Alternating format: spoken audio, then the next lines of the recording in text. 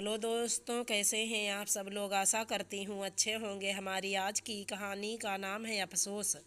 देखो माँ जी, कह देती हूँ कि अगर इसने मेरा हार नहीं दिया तो मैं अपने मायके वालों को बुलाऊंगी। फिर मत कहना कि उन्हें बीच में लाने की क्या ज़रूरत थी। अब तू ही बता बहू, मैंने तेरे सामने ही कितनी बार कहा है मनीषा से कि सोने का हार ममता का है और सोने के कंगन उसकी। सारे फसाद की जड़ तो आप ही हो ना माँ जी। क्यों आपने मेरा हार मनीषा को चढ़ाया?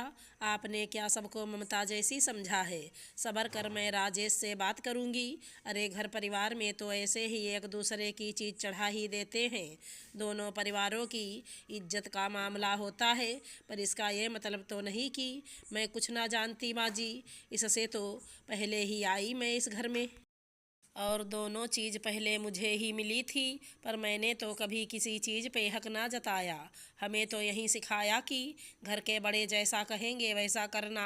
हाँ बेटा, तभी तो पूरी रिश्तेदारी में तेरा उदाहरण दिया जाता है। चिंता ना कर।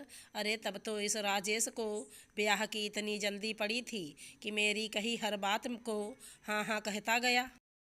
मामला ये था कि पुष्पा ने अपने छोटे बेटे राजेश की शादी में बड़ी बहू ममता को उपहार में दिए जेवरों में से पुराने ज़माने की सोने के कंगन और हार छोटी बहू मनीषा को शादी के समय बरी में दे दिए।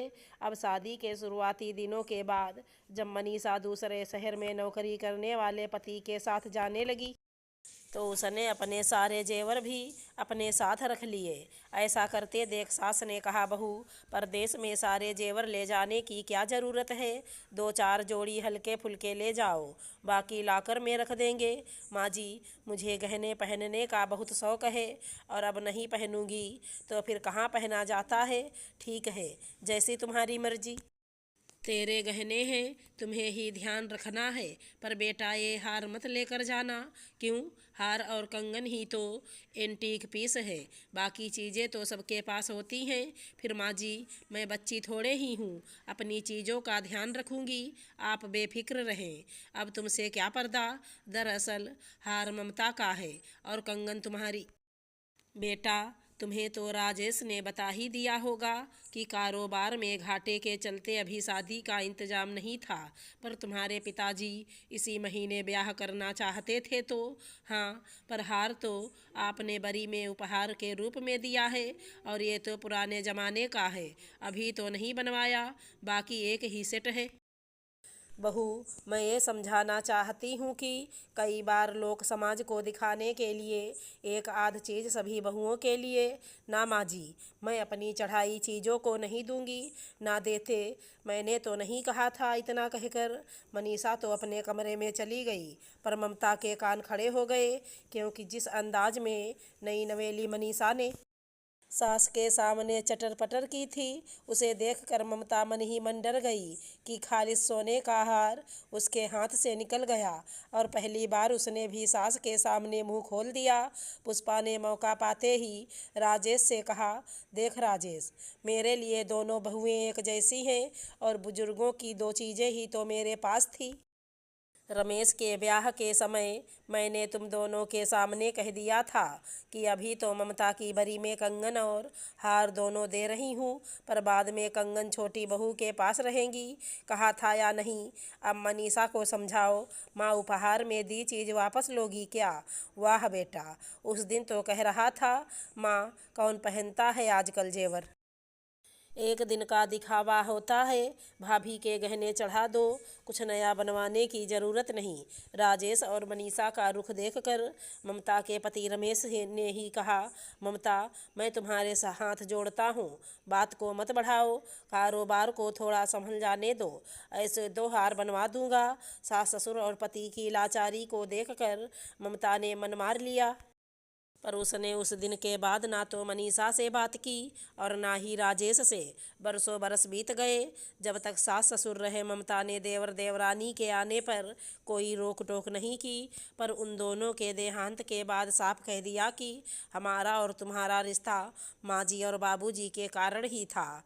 मैं नहीं चाहती कि ऐसे बेईमान लोगों की परछाई भी मेरे परिवार पर पड़े।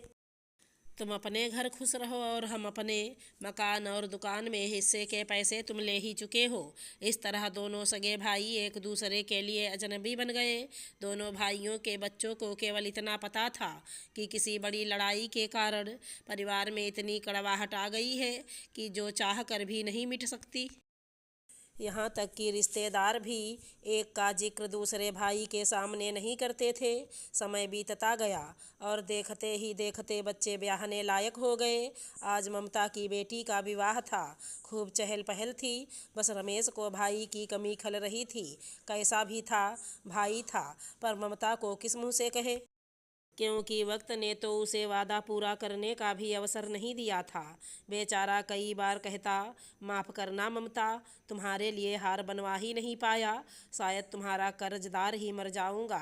कैसी बात करते हो, मेरे नसीब का नहीं था, अगर होता तो मेरे पास रहता।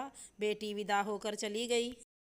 दूसरे दिन सभी कामों से निपटकर रमेश कन्यादान की रकम गिनने के इरादे से कई दिनों से संभाल कर रखा हुआ बैग निकाल कर लाया और ममता से बोला, आओ ये रुपए और दूसरे उपहार देख लेते हैं। शाम तक राखी आएगी तो उसका सामान उसे दे देंगे।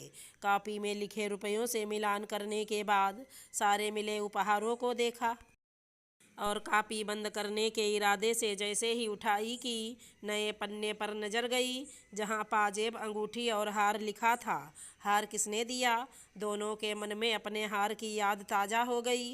देने वाले का नाम लिखा था, शैलेश राजपुत्र राजेश। फटाफट बैग टटोला तो एक थैली में तीनों मनमोहक गिफ्ट पैक दिखाई दिए। ममता ने धड़कते दिल से जैसे ही पहली पैकिंग खोली तो मुंह खुला का खुला रह गया।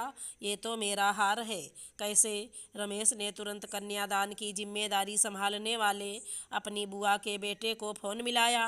भाई साहब, क्या आप थोड़ी देर के लिए यहाँ आ सकते हैं? उसके बाद फुफेरे भाई ने बताया कि राजेश का बेटा इसी शहर में नौकरी करता है और वहीं कन्यादान में हार देकर गया है। रमेश और ममता को हैरान और परेशान देखकर भाई साहब ने कहा, मैं अभी फ़ोन करके शैलेश को बुलाता हूँ, उसी से बात कर लेना। आधे घंटे बाद ही शैलेश आया, एकदम राजेश का हमशक्ल। रमेश का दिल किया कि उसे गले लगा ले, पर ममता की तरफ देखकर खुद पर काबू किया। आते ही शैलेश ने ताऊ ताई के पैर छुए और फिर सकुचाते हुए बैठ गया। अगर तुम शादी में आए थे तो मिले क्यों नहीं? और कन्यादान में ये हार क्या तुम्हारे माता पिता ने भिजवाया है? पर शैलेश के कुछ बोलने से पहले ही भाई साहब बोले, ममता, जब ये 12वीं कक्षा में था, राजेश रंगे हाथों रिश्वत लेते पकड़ा गया था। करीब 1 साल जेल में पड़ा रहा। मनीषा के भाई ने भी मुसीबत में साथ नहीं दिया। उन्हीं दिनों मनीषा ने मुझे फ़ोन किया और सहायता की प्रार्थना की। उन दोनों पर मुझे भी गुस्सा था, पर तुम्हारी बुआ यानी मेरी माँ ने अपने भतीजे की सहायता करने की गुहार लगाई तो मैं मना ना कर सका। शैलेश की फीस तक के पैसे नहीं थे उनके पास। बस जैसे तैसे राजेश बाहर आया, पर 2 महीने के भीतर ही लकवे का शिकार होकर उसने हमेशा के लिए खाट पकड़ ली। लोगों के हाथ पैर जोड़कर और राजेश की शारीरिक दशा को मद्देनज़र रखते हुए मनीषा को गुजारे लायक नौकरी मिल गई। और आपने मुझे कभी नहीं रमेश, कई बार कोशिश की तुम्हें बताने की, पर तुम्हारे मन में इतनी कड़वाहट भरी थी कि तुमने इस घर में राजेश का नाम लेने से भी। अब कैसा है मेरा भाई? ममता, हाँ, उस समय मन कड़वा था, गुस्सा था, जीवन के अनुभव की कमी थी, पर अब तो वे सब बातें मैं भूल चुकी हूँ। अरे जमीन जायदाद, रुपये गहने क्या अपनों से बढ़कर होते हैं? चलिए शैलेश के साथ चलते हैं। उसी समय शैलेश तीनों के साथ अपने घर पहुंचता है। घर की बिखरी हालत उनके जीवन की दशा को बखूबी बयां कर रही थी। बिस्तर पर पड़े राजेश की आंखों से बहते आंसू मन के पश्चाताप की निशानी थे और जेठ जेठानी के सामने मनीषा के जुड़े हाथ इस बात को समझाने के लिए काफ़ी थे कि किसी की आह कभी खाली नहीं जाती। उसी समय ममता ने पति से कहा, सुनिए, किसी एम्बुलेंस का इंतज़ाम कीजिए। हमारे रहते हुए ना तो मनीषा मजबूरी में घर चलाने के लिए नौकरी करेगी और ना राजेश अकेला पड़ा रहेगा। भगवान ने जो दिया है आराम से गुजारा हो जाएगा। शैलेश बेटा, ज़रूरी सामान बांधने में माँ की मदद करो, बाकी सामान बाद में अपने भाई या ताऊ के साथ आकर बाद में ले जाना। भाभी, क्या आपने मुझे इतना होने पर भी माफ़ कर दिया? चुप कर, बहुत अपनी चला ली। मैं माँ जी नहीं हूँ कि तुम्हें मनमानी करने दूंगी। मैं बड़ी हूँ और बड़ी ही रहूंगी। ममता ने मनीषा को गले लगाकर बरसों की कड़वाहट को मिटा दिया। अगर हमारी कहानी पसंद आई हो तो चैनल को लाइक शेयर सब्सक्राइब करें। राधे राधे दोस्तों।